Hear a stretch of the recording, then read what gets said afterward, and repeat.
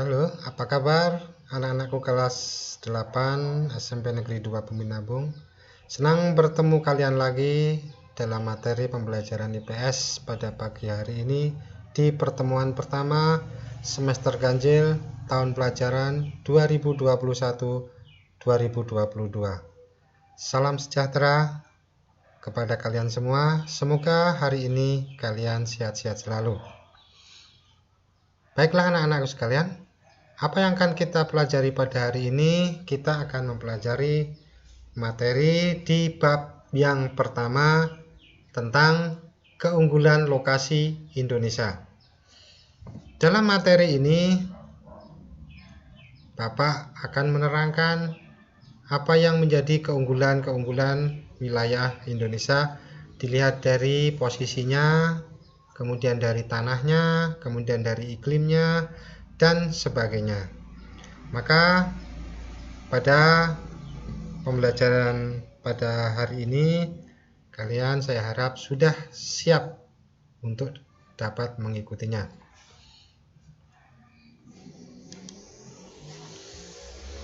Adapun tujuan pembelajaran yang akan kita lakukan adalah kalian diharapkan setelah mempelajari uraian pada tema ini, diharapkan kalian mampu menjelaskan keunggulan lokasi Indonesia ditinjau dari yang pertama kondisi iklim, kemudian geostrategis, dan tanahnya. Itu tujuan pembelajaran yang akan kita lakukan pada hari ini. Sebelum kalian mempelajari tentang keunggulan lokasi Indonesia, kalian dapat mengamati peta konsep di bawah ini. Ya. Dalam peta konsep ini kita akan membahas keunggulan lokasi dan kehidupan masyarakat Indonesia. Dilihat dari satu, iklim, di mana nanti kita akan mempelajari namanya iklim muson tropis. Apa ini iklim muson tropis? Ya, nanti kita akan pelajari dalam materi hari ini.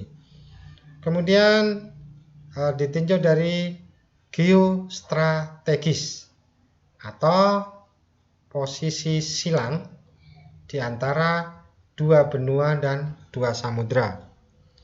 Yang perlu kalian ketahui bahwa Indonesia terletak di antara Samudra Pasifik dan Samudra Indonesia, kemudian di antara dua benua, benua Asia serta benua Australia. Kemudian yang terakhir ditinjau dari kondisi tanah.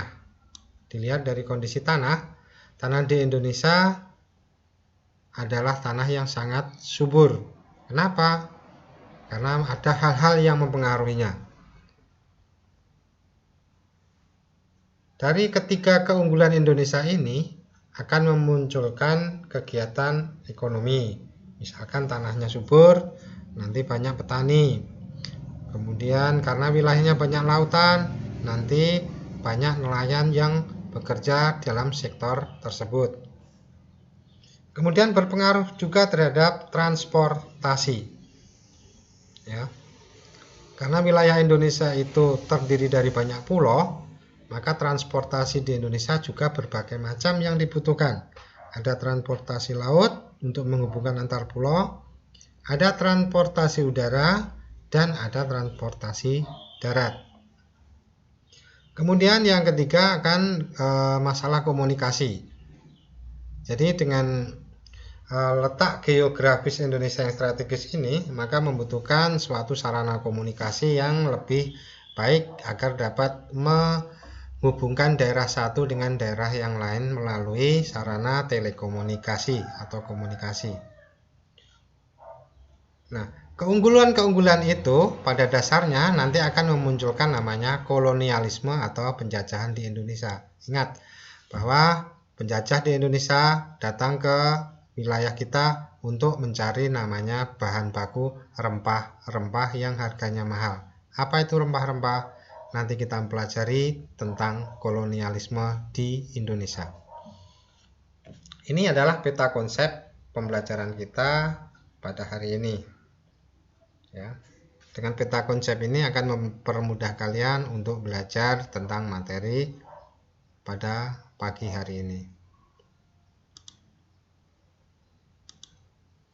Nah, kita awali dengan keunggulan iklim di Indonesia. Ini adalah gambar bumi. Nah, dalam bumi terbagi dalam berbagai macam iklim. Ada iklim dingin di daerah kutub utara, kemudian di bawah iklim dingin ada iklim sedang, kemudian di bawah iklim sedang ada namanya subtropis. Kemudian yang di tengah-tengah adalah khatulistiwa atau iklim tropis.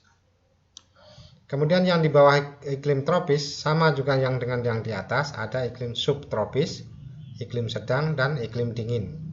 Ya, ini di daerah kutub selatan. Sementara keunggulan iklim di Indonesia adalah iklim muson tropis.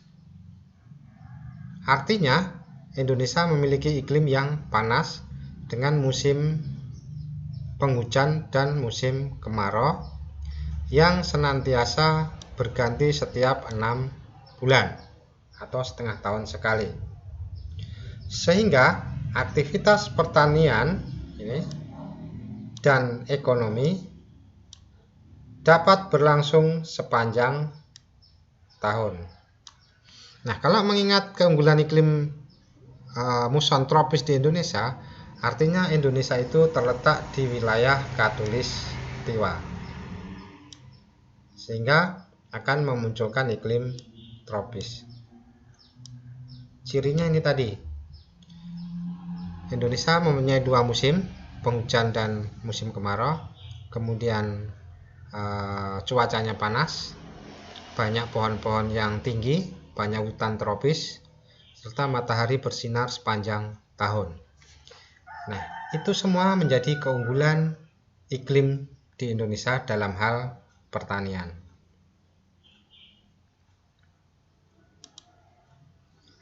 Sementara yang disebut sebagai keunggulan strategisnya ini adalah karena letak Indonesia. Letak Indonesia di antara persilangan 2 samudra, yaitu Samudra Pasifik di sini dan Samudra Hindia atau Indonesia di sebelah sini. Kemudian di bagian utara adalah benua Asia. Kemudian yang di bawahnya atau bagian selatan adalah benua Australia. Ini keunggulan strategis di Indonesia. Maka di sini disebutkan dalam pemaparannya, keunggulan letak geostrategis Indonesia adalah berkaitan dengan letak Indonesia yang berada di antara 2 benua, yakni benua Asia dan Australia, serta terletak di antara 2 samudra, yakni Samudra Hindia dan Samudra Pasifik. Mengapa letak tersebut dikatakan strategis? Lokasi Indonesia ibarat berada di persimpangan lalu lintas perjalanan internasional. Coba kalian lihat, Indonesia di tengah-tengah di antara benua Asia dan Australia. Artinya, ketika orang Asia ingin ke Australia, dia akan mampir ke Indonesia. Nah, disinilah letak strategisnya. Begitu juga orang Australia yang akan ke Asia, mesti akan berhenti di Indonesia, mengambil produk barang, menurunkan barang, kemudian mengisi bahan bakar dan sebagainya di wilayah Indonesia, baru melanjutkan ke Asia. Sementara 2 samudra ini adalah jalur pelayaran utama. Orang Amerika misalnya ke Afrika, dia tetap harus melewati Indonesia untuk menuju ke Afrika. Begitu juga orang Afrika, Eropa dan sebagainya akan selalu melewati wilayah Indonesia. Inilah keunggulan geostrategis Indonesia, sehingga menjadi jalur pelayaran atau perdagangan internasional. Lanjut, yang berikutnya keunggulan tentang tanah. Semua orang di dunia tidak meragukan keunggulan tanah di Indonesia. Bahkan Pulau Jawa disebut sebagai pulau tersubur di dunia. Kenapa itu terjadi? Karena hal-hal yang menyebabkan itu adalah banyaknya gunung berapi yang melintasi Indonesia, terutama wilayah Pulau Jawa. Kenapa banyaknya gunung berapi menyebabkan kesuburan tanah? Karena letusannya setiap saat dapat menyuburkan tanah. Letusan gunung berapi menyemburkan abu vulkanis. Ini abu vulkanis sebagai penyubur kembali tanah yang kurang subur. Tanah di Indonesia yang subur akan mengakibatkan berbagai jenis tanaman dapat tumbuh dengan baik. Nah, ini kesimpulannya. Tanah yang subur dapat memunculkan tumbuhan dengan baik. Mari kita bersyukur atas karunia Tuhan terhadap tanah yang kita miliki.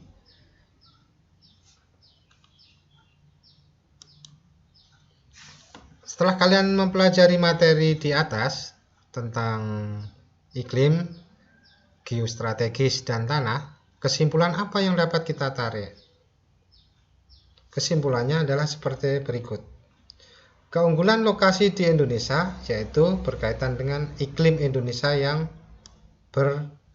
bermuson tropis. Kemudian geostrategis Indonesia yang terletak di antara dua benua dan dua samudra, serta kondisi tanah yang subur karena berbagai pengaruh letak dan kondisi alam tersebut. Itu kesimpulan kita tentang materi pada hari ini.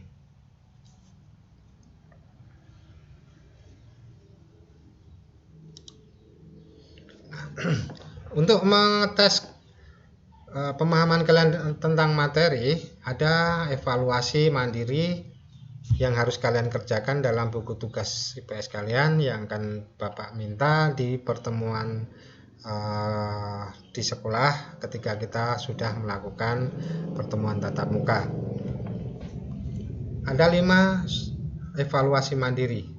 Yang pertama, jelaskan bagaimana keuntungan Indonesia yang beriklim tropis. 2. Jelaskan hubungan letak Indonesia dengan keberadaan 2 musim di Indonesia. 3. Mengapa kondisi tanah di Pulau Jawa umumnya sangat subur untuk pertanian. 4. Daerah Liwa, Lampung Barat merupakan daerah dataran tinggi, sedangkan Bumi Nabung, Lampung Tengah merupakan dataran rendah. Untuk mengembangkan perkebunan teh, mana daerah yang lebih tepat? Jelaskan alasanmu. 5. Iklim di Indonesia berpengaruh terhadap variasi flora dan fauna. Namun, kelestarian flora dan fauna tersebut terancam oleh keberadaan manusia. Sebagai pelajar, apa yang dapat kamu lakukan untuk turut serta melestarikan flora dan fauna di lingkungan tempat tinggalmu? Nah, itu adalah 5 latihan untuk evaluasi mandiri kalian di rumah. Tolong jangan lupa dikerjakan tugas-tugas ini. Akhir kata, terima kasih atas perhatian kalian telah menyimak video pembelajaran IPS pada hari ini. Semoga video ini, pembelajaran ini bermanfaat bagi kalian dan bagi masa depan kalian kelak. Kemudian Bapak mengucapkan juga terima kasih atas semua yang kerjasamanya selama di kelas 7, sekarang kalian kelas 8. Semoga pembelajaran ini atau pembelajaran yang lalu dapat kalian teruskan dengan lebih serius pada pembelajaran di semester ini. Akhir kata, Assalamualaikum warahmatullahi wabarakatuh. Salam sejahtera dan selamat pagi.